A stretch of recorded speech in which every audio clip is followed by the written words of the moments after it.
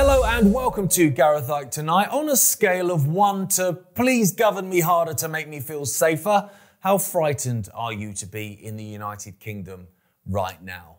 The government's digital ID announcement has been followed by a ball-achingly predictable increase in terror attacks and fear porn, just as we said it would be. We said it not because, we're all knowing, sitting on a cloud in a caftan, talking telepathically to the oracle, but because the establishment always have a script, and the script is always low budget, mid-afternoon television soap quality at best. The introduction of draconian measures, deletion of freedoms, increase in taxes, curbing of acceptable speech or whatever is always preceded by some form of psychological fear peddling operation. Whether that be the cost of living increases that came as a result of climate change, net zero insanity, where, I know it's bad, you can't afford to live, but if we don't sacrifice you and yours, the world will end. How dare you?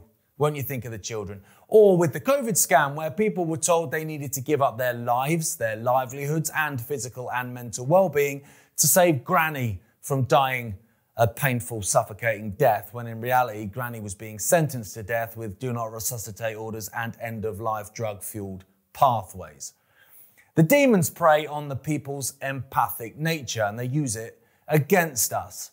Just as 9/11 was used as a precursor to introduce the already long-planned Patriot Act to delete the freedoms of Americans, the very predictable increase in terror or terror-related incidents will almost certainly be used as a precursor for emergency legislation and a digital ID rollout here in the UK. British MPs are already talking about introducing airport-style security for trains after the latest knife attack aboard a train in Cambridgeshire. This is a post I shared on X on October the 3rd, so over a month ago. They want civil unrest. They want chaos to bring in the order. Expect more attacks on all sides, blamed on all sides. Be vigilant, be calm, breathe, and ask yourselves who really benefits from unity in this nation being ripped apart. The point to note here is that we should expect more attacks on all sides and blamed on all sides. So we've had the synagogue attack in Manchester blamed on Islamic terrorism. We've had the knife attack in London blamed on an Afghan migrant. And now the Cambridgeshire train attack blamed on someone known to the authorities, as they always are, with a history of mental health problems. This, I'm sure, will continue to happen and will widen into various other groups within our fractured society.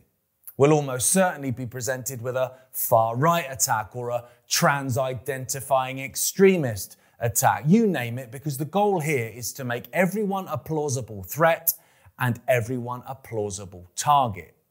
If you make the population terrified and distrusting of everyone around them, you don't need to strip away their freedoms yourself. They will hand them over willingly and, in fact, often even beg to have them taken away.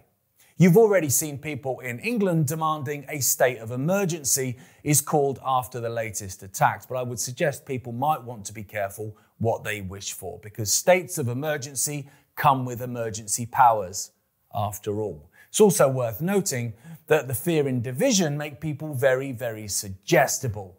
I don't want to live in a world where I own nothing, have no freedoms and have no privacy, but I just want to feel safe. I want to feel safe on public transport. I want to be able to go to the synagogue or the mosque or the church or the shopping centre or the football or the Christmas market without fearing that I'll be stabbed, blown up or run over. I want to be able to drop my kids off at school without worrying if they'll be safe. I just want my country back. And if that means accepting digital ID, increased security measures, loss of day-to-day freedoms of movement and of speech, then I will accept it. Begrudgingly, but I'll accept it.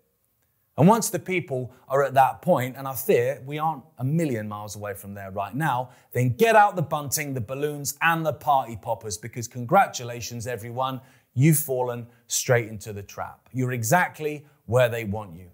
The behavioural insights team, the nudge unit manipulators within government, weren't made redundant when the COVID play was done. Ladies and gentlemen, they just got handed their next project, and we are watching it unfold in real time.